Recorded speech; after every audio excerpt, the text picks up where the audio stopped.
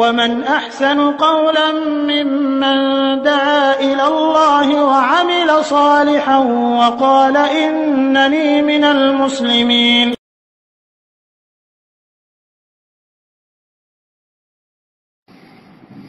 আসসালামু আলাইকুম ওয়া রাহমাতুল্লাহ। একজন ভাই প্রশ্ন করেছেন যে দুশ্চিন্তাগ্রস্ত হতাশাগ্রস্ত ব্যক্তির কোনো আমল আছে কিনা বা কোনো দোয়া উনি পাঠ করতে পারবে কিনা।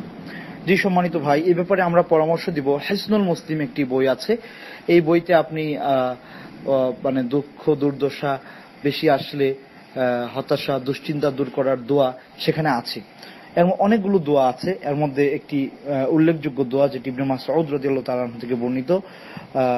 আল্লাহ রাসূল সাল্লাল্লাহু আলাইহি ওয়াসাল্লাম বলছেন যে মা আসাবা আবদান হাম্মুন ওয়ালা হুজনুন ফাকালা, কোনো ব্যক্তিকে যদি তাকে আপনার দুঃখ দুর্দশা হতাশা চিন্তা দুশ্চিন্তা তাকে পেয়ে বসে, তখন সে বলে আল্লাহুম্মা ইন্নী আবদুক, হে আল্লাহ আমি আপনার বান্দা, ওয়াবনু আবদিক আপনার বান্দা, আপনার বান্দার সন্তান, ওয়াবনু আমাতিক আপনার বান্দির সন্তান, নাসিয়াতি বিয়াদিক আমার মানে কপাল আপনার হাতে, আমার ভাগ্য আপনার হাতে, আমার কপাল আপনার হাতে, মাদিন ফিয়া হুকমুক আমার উপরে যে ফয়সালা আপনার আছে সেটা আগেই হয়ে গেছে, আদলুন ফিয়া কদাউক এবং আমার ব্যাপারে আপনি যে ফয়সালা করেছেন সেটা আদল হয়েছে, আসআলুকা বিকুল্লি ইসমিন হুয়া লাকা সাম্মাইতা বিহি নাফসাক। এইভাবে লম্বা করে দোয়াটা আছে, আমি আর বাড়াচ্ছি না, হিসনুল মুসলিমে আপনি পাবেন।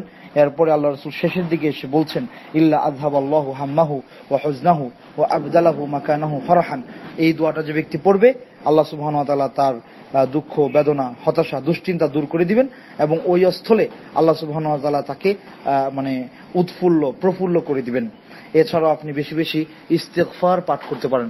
আল্লাহ রাসূল সাল্লাল্লাহু আলাইহি ওয়াসাল্লামের আরেকটি গুরুত্বপূর্ণ হাদিস, মান লাজিমাল ইস্তিগফার জাআলাল্লাহু লাহু মিন কুল্লি দিকিন মাখরাজা ওয়া মিন কুল্লি হাম্মিন ফারাজা ওয়া রাযাকাহু মিন হাইসু লা ইয়াহতাসিব।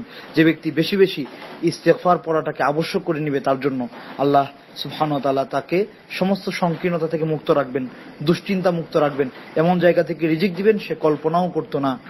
সুতরাং এই আমলগুলো আপনি করবেন। এছাড়াও আরো অনেক দোয়া আছে, আপনি হিসনুল মুসলিম এই বইটা সংগ্রহ করে পড়বেন। বারাকাল্লাহু ফিকুম, আসসালামু আলাইকুম।